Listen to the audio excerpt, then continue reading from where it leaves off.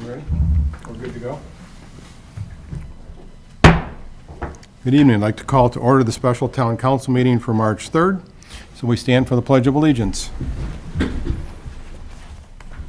I pledge Allegiance to the flag of the United States of America and to the republic for which it stands, one nation, under God, indivisible, with liberty and justice for all.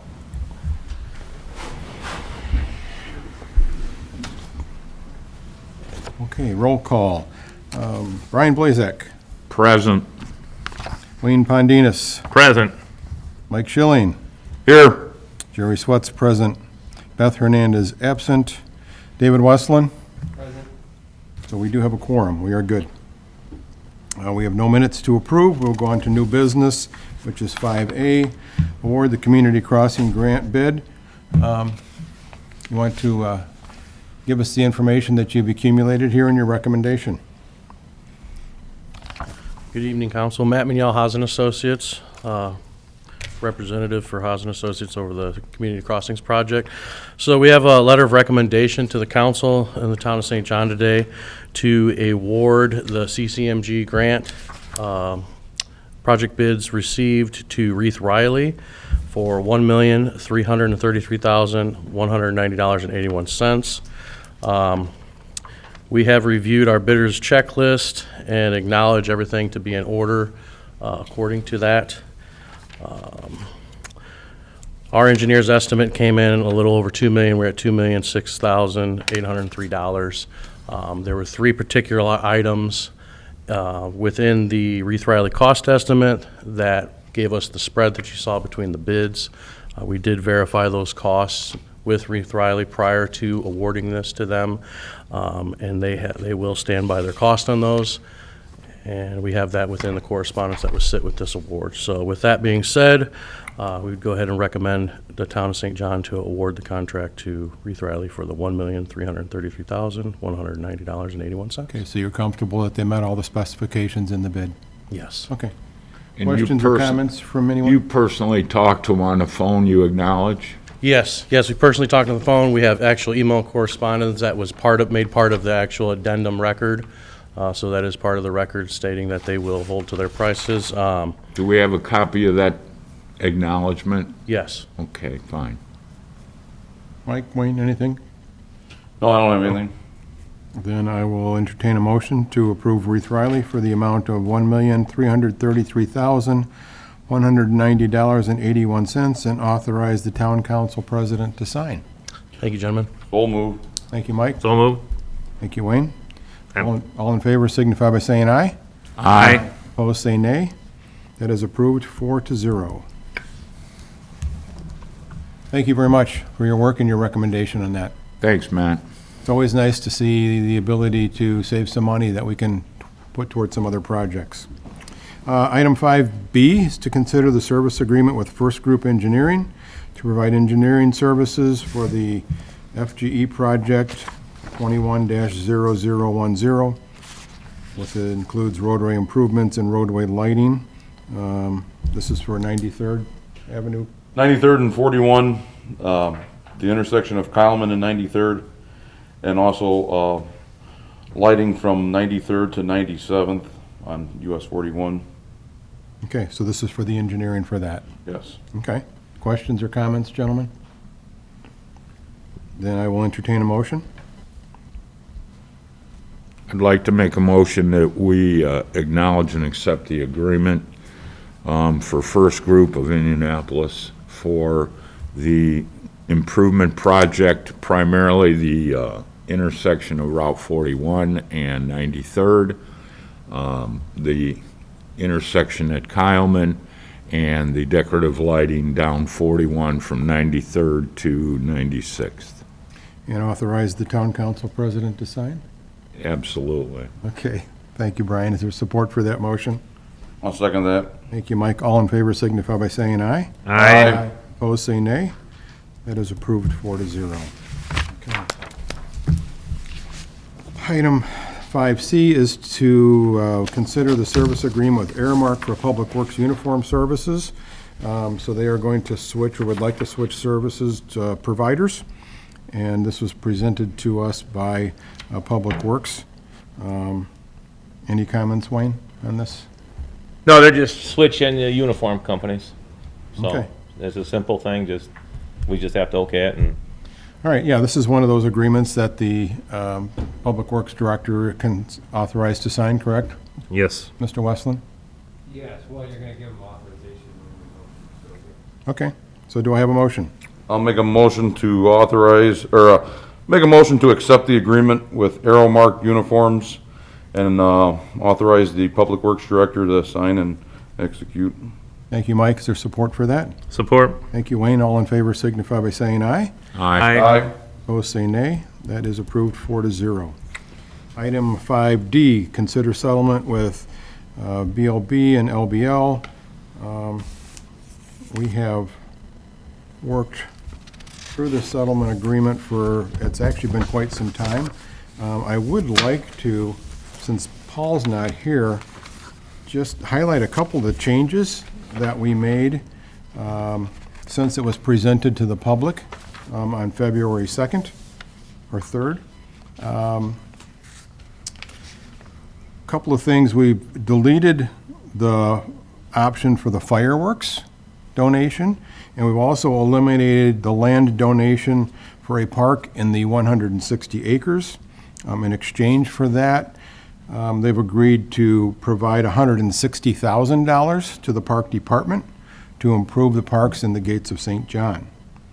We are going to allow them to use the 2020 subdivision control ordinance, but we are not going to allow them to have any part of any residential lot on pipeline, retention, or on detention easements. We did have, let's see, yeah, those are really the only changes that we've made since February. There were some questions, Mr. Westland, that we kind of had, that figure if we had those questions, the public would have these questions as well. So if you could answer these, I would appreciate it. Details, first of all, on the recapture portion of the agreement. Second of all, there was a concern about the timeline on the annexation of the 160 acres. The third one was to clearly define the ownership of well number 9. And then also there was a question on the sled hill that they were going to build in the gates. Was it the gates, Wayne? Yeah, the gates. In the gates. I think it's on the 108 acre parcel. Okay, I you know. wanna give me those one at a time? Yes, okay. All right. Details on the recapture agreement. So, the recapture agreement, there's two recapture agreements, the 36-inch interceptor line. When that agreement was originally drafted in, I believe it was 2005, to the 4 or 5 years later, when the line was actually accepted by the town, the cost actually increased by about $1.3 million approximately. So, what this agreement in paragraph 6 does is it recognizes those increased costs, also recognizes that the recapture agreement isn't effective until the town accepts the interceptor line, and so it takes the cap up by a commensurate amount and allows 15 years from the date of acceptance, which is the maximum amount permitted by law, that you can recapture. With regard to the 24-inch interceptor, it previously wasn't contemplated that the developer would recapture the full amount of his costs, which was about $1.5 million. And what paragraph 6 does is it allows for a redefining of the area. Now, this is only going to be effective until January 15th because that would be the 15-year end date. But it allows Mr. Lawton to potentially recapture the maximum amount of what he's got into the line. Okay. He's not, I don't think he's going to get there. He clearly wouldn't get there without this change, but I still don't think he's going to get there. But that's the max we can go. That's right. Okay. And that's what the statute's designed for, is to allow the developer to get back the money he's put in from others that tap into the line, right? So that's all he's doing. All right, any questions further on that topic? Okay, and then the timeline on the 160 acre annexation.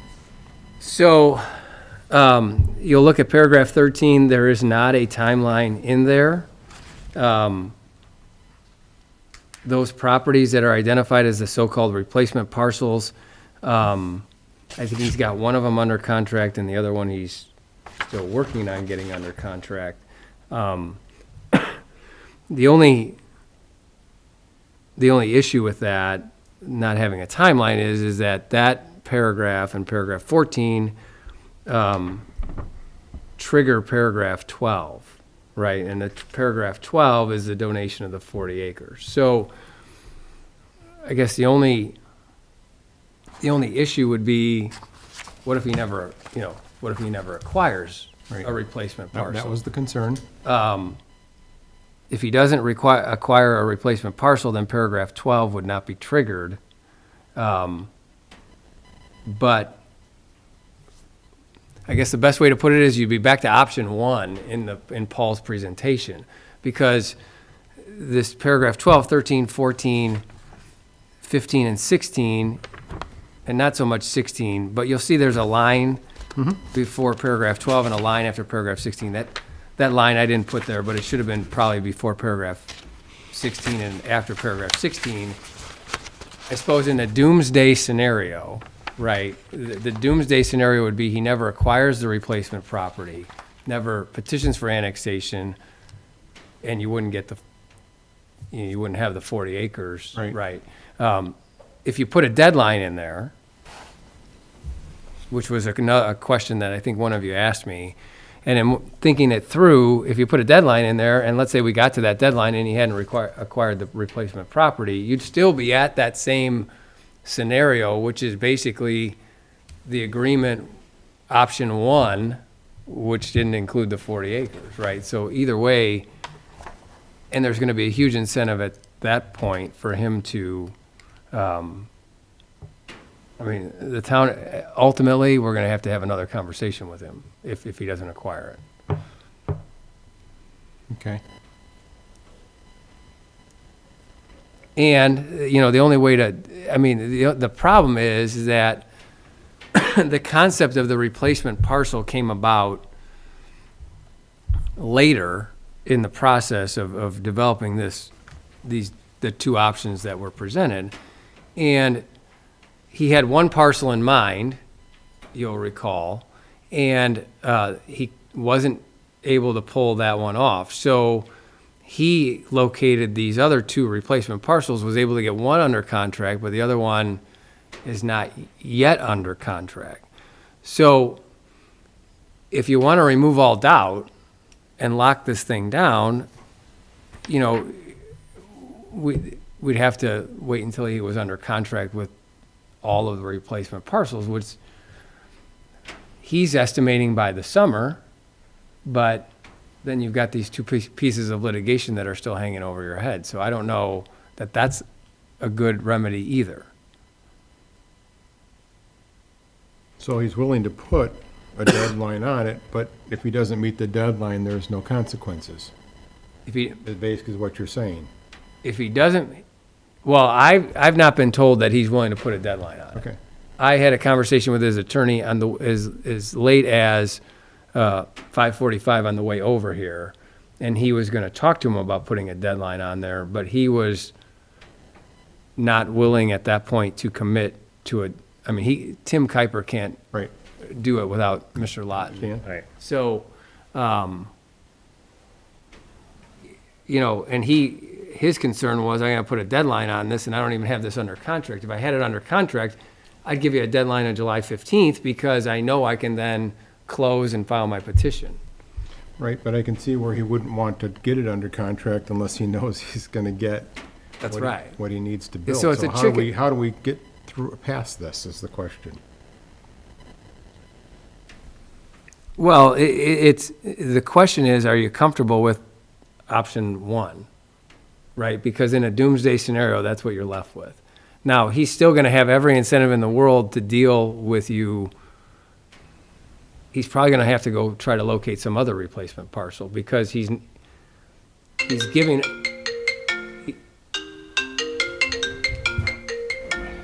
Sorry. we're dismissing the lawsuits as part of this, right? So, you know, That's true. So- Regardless of what he does, the lawsuits are all gone. they're gone, and I'm not saying he couldn't restart those, but there's a lot of time and effort that would have to go into restarting them. So he's got every incentive in the world to come up with some replacement if, in the doomsday scenario.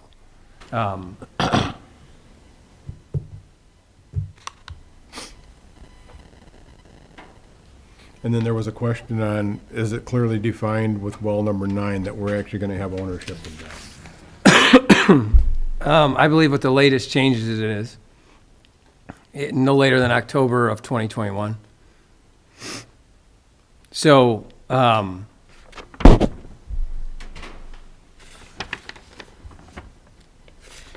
yeah, it's no later than October of 2021, and then we have to make the request. So theoretically, the time after the request, but he's committed to October of 2021 for well number 9. Okay. So really, I mean, it's the question of if you can't acquire a replacement parcel, it's paragraphs 12, 13, 14, and 15. That would, and then you would have the agreement that was drafted as option 1, right? And the ability to discuss with him some alternative replacement parcel.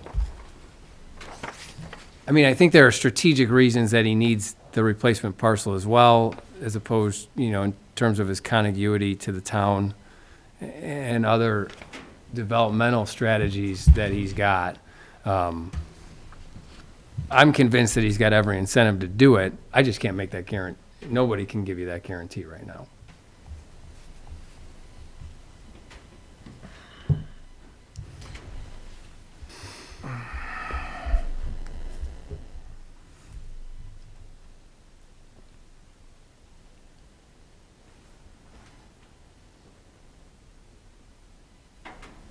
And I didn't know if there was another, I didn't write them all down as you were, No, that was it. okay.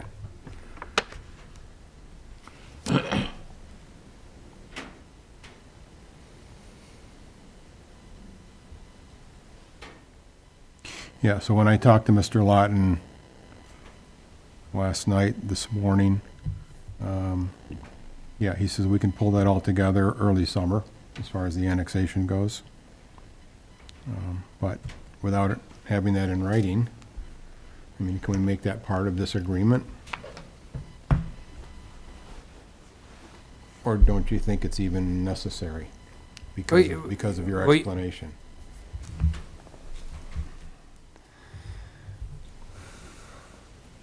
You could approve the settlement agreement tonight, and authorize the town council president to sign contingent upon a deadline for paragraph 13 of a specific date. That doesn't necessarily solve the doomsday scenario, that if we get to that date, and despite everybody's best efforts, he can't buy a piece of property from someone who's not willing to sell it. Right. So then you have to be comfortable with Option 1. what Mr. Panzik's option 1 was, right? Which is what you basically have then. And you have a commitment from him to kind of keep looking for the replacement to bring those other 4 paragraphs back into the fold. Yeah, but the problem with that is that part of the reason that we were, at least personally, part of the reason I was willing to give up some of what he's asking for in that parcel is because of the location of it. And the fact that it's by the Christmas tree farm, that it abuts Cherville. If it's in the middle of town, I don't know that I'm willing to give those types of things. So, I think in talking to Mr. Kuiper, you know, I think where the discussion of early summer came from is because he believes that he's going to know by then with regard to the replacement parcel. So I think that's where, if he indicated that to you last night, and I wasn't on the call, but I think that's probably where that came from. sure. Okay. And from a, you know, from a litigation standpoint, the two lawsuits are pending. We've filed motions to stay those that have been granted by the courts. So, you know, a month ago when we were here, there was more urgency from a litigation standpoint because we had a trial court that was wanting to set a hearing, and we had a appellate court that could have ruled at any, they typically, for whatever reason, I get those orders on Friday at noon, so it could have gotten it any Friday. And now we filed the motion for stay, and they're kind of just waiting on the parties to, so that urgency is not there anymore. Okay. So, yeah, so I was comfortable with number one, and I thought number two would really be nice to be able to acquire that 40 acres. So based on that, I'd like to see this whole agreement executed and working. I guess the concerns are whether he can acquire the property or not. But we don't have to guarantee that we're going to give him something else, right? Other property if this doesn't work? No, then those 4 paragraphs would essentially come out of the, you know, Well, we're at the one to lose if we don't get the 40 acres, if something goes Right. wrong with that deal. Honestly, I would probably like to defer this till our next regular council meeting, and then we get it in, something in writing where it's concrete that we're gonna get that 40 acres and not have it contingent on a maybe. I understand. That makes some sense, Mike. It's kind of like trust, and one has to trust the other, but you're a lawyer, and if it's not in writing, it could be a problem. I think we had a famous president said trust but verify. I don't. I think we're very close here. I don't Yeah. think it's a, Oh, you're on the 1 yard line, right? Like this is. I fully believe everybody's operating in good faith. I fully believe that a lot of time and effort has gotten this agreement to this point. Paul put in hours and hours and hours, kind of grinding through this. I don't want to see this thing fall apart either. So, if you need, like I said, between now and 3 weeks from now, is anything going to change, significantly? In terms of what's going on, will he be able to commit at that point? I don't know the answer to that. But, if you want to have further conversations about it, there's no harm from a litigation standpoint of waiting to your regular meeting. If you want to go tonight and put a deadline on paragraph 13, we can make the motion contingent on that change, and you could do that as well. It's your pleasure, Mike. well, if we got time, and I would defer till the next regular council meeting, and then go back and talk about those 2 or 3 paragraphs and see if we can tighten those up a little bit. And because the way I read it, it's a maybe. That's a fair characterization, but for the fact that he has a huge incentive to get it done. Right, so legally, he's got a huge incentive. Financially, he's got a huge incentive. Is it can anyone give you the guarantee? No. But, all the incentives on his side to get it done. So,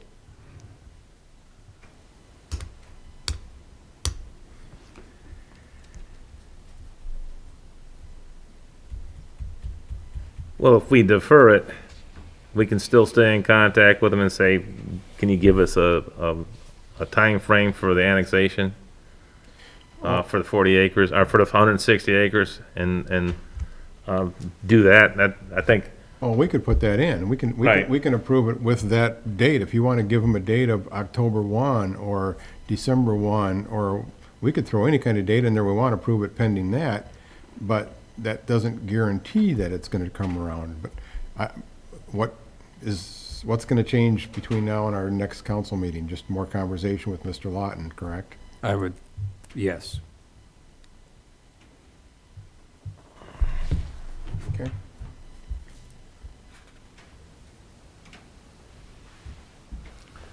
Would it be acceptable, Dave, to make the motion with an understanding that conversations will continue and just put the deadline on it in our deferral?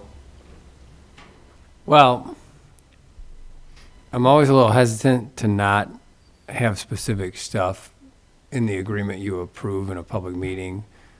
You know, that was kind of one of the issues, legal issues in the case, in the initial case, was that the agreement itself was not approved in a public meeting, and I believe legally it has to be approved in a public meeting. And so I don't want to, I think it's okay to say, I move to approve it contingent on paragraph 13 being changed to put a deadline of whatever, pick your date. I don't think it's okay to say contingent on further discussions with Mr. Lawton relative to finding a date, right? Like, Right. I don't think you can do that. I think that gets too squishy. I just wanted to clarify it, that's all. Yeah, the public has a right, and you all have a right to finality, right? When you take that vote and throw down the gavel, that's the deal. And if you're going to amend the deal or change it in any way, we'd have to come back in a public meeting, and you'd have an amendment. redo It it. may just be a one-paragraph amendment, but you'd have a one-paragraph amendment that you could approve.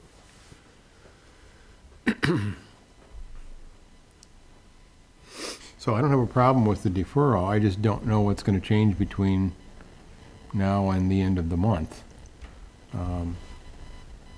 without him actually acquiring the property. And in my conversations this afternoon, he's not going to acquire it in 3 weeks. Right, so we're going to be in this exact same spot 3 weeks from now. I think there's a high possibility of that. So, I mean, you know, With your knowledge and understanding, if you think it's a safe move, Well, I do, He wants to but get it done, so. I do, but I'm comfortable. I was comfortable with option one, right? Like when you guys asked me legally, is this option one without the 40 acres and without the replacement piece, those 4 paragraphs coming out? What do you think of that? And I was comfortable with that. If a majority of you are not comfortable with that, then I think there's more underlying pause reasons. that we need to right. take. If the majority of you are comfortable with that, then I see no problem with moving this along with some deadline. Now, understand, you approve a contingent on a deadline of January 1, let's say. Mr. Lawton could get the agreement back and say, well, I don't agree to the January 1 deadline, and then we're back kind of where we're at. So I don't think that's going to happen in light of his representations, but it's really, It's an open question. yeah. well, only a little. I mean, he did tell me that would, yeah, he doesn't have that issue, so, but. What are your thoughts, Wayne? I don't want to lose the 40 acres. And I think with the talks and everybody's we're trusting each other. And I know Jerry wanted the 40 acres, and that question came up, when is this going to get annexed? What if it's 3 years? Now that's 3 years that we can't touch the 40 acres. Well, no, it would be acquisition and petitioning to annex by January 1. Okay. You know what I mean? Like, Yep, I wouldn't, okay. I would, oh yeah, great, I acquired it, but I'm not gonna file my petition to annex for 5 years. I mean, that doesn't do anybody any good. So it would have to be contingent on acquisition and filing a petition to annex. So that it triggered the donation of the 40 acres. For the agreement. Right. Okay.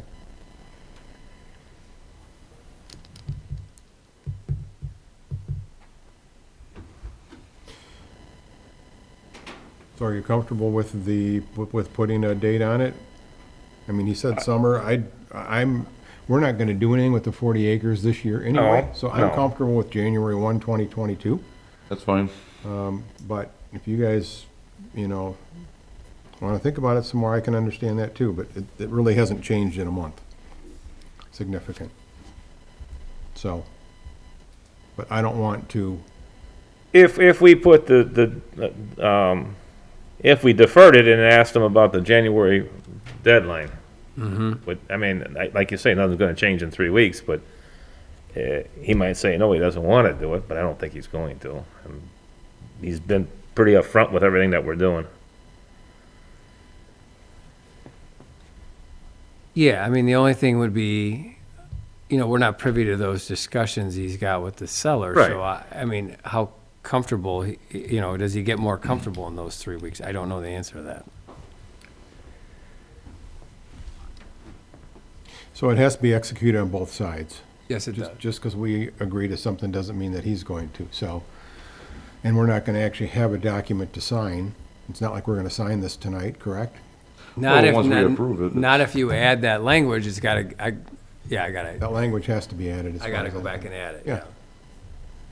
So we're not gonna execute it tonight, but we are going to approve it if he is agreeable to that language. If we get a deadline. Yeah. I think that would be acceptable.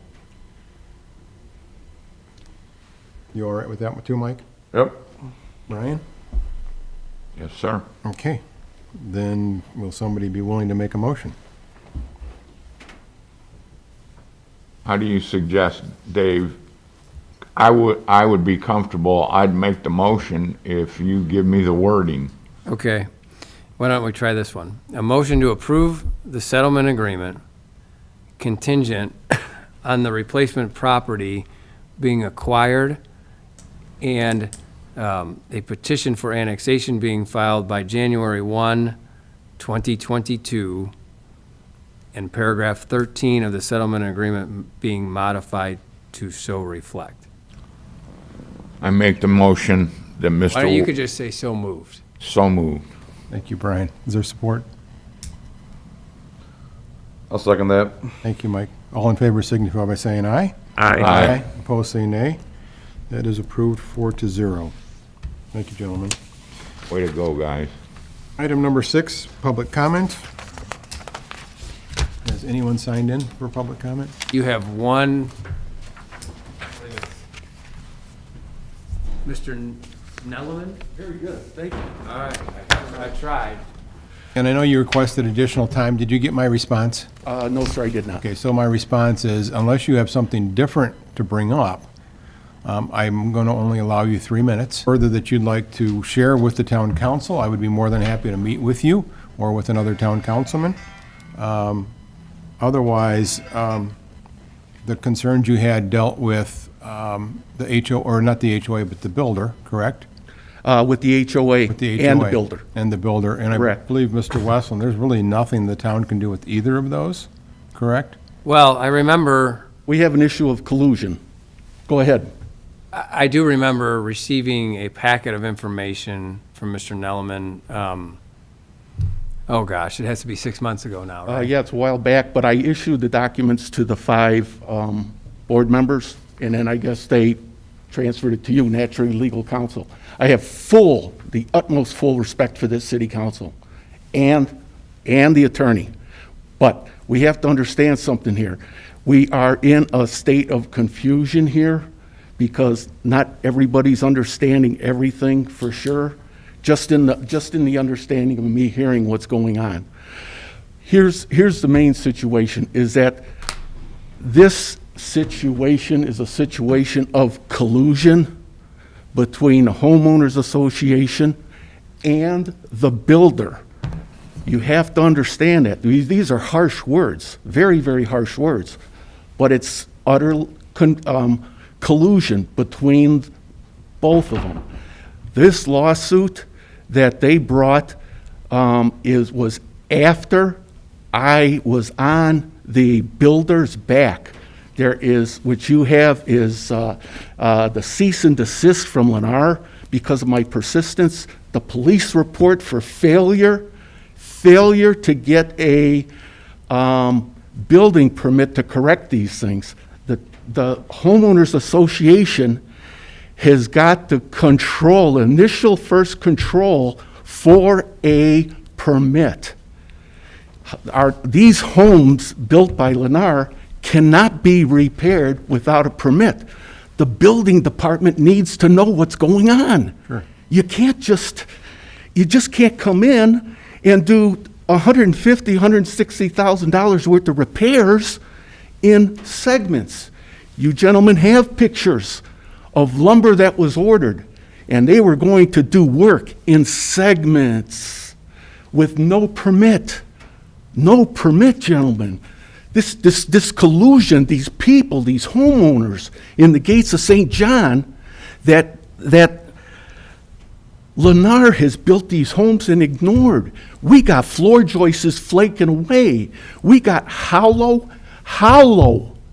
LVL beams supporting floors, hollowed out, rejected, used. There's used material in these homes. Our home. We are homeowners here in town. We've been in town. We're going to be here. Like you asked me months ago, Mr. Sweats. You asked me months ago, are you here to stay? I'm here to stay. I'm here for my community. You gentlemen were voted. You ran a ticket, a successful ticket, to protect the people. You got the homeowners here. They don't know what to do. Mr. Attorney, you have to understand, I'm here vocally because if I get an attorney, we got to go through arbitration, litigation, mediation. Right. Sorry, Mr. Sweats, I did ask for additional time. Again, I respect you 100%.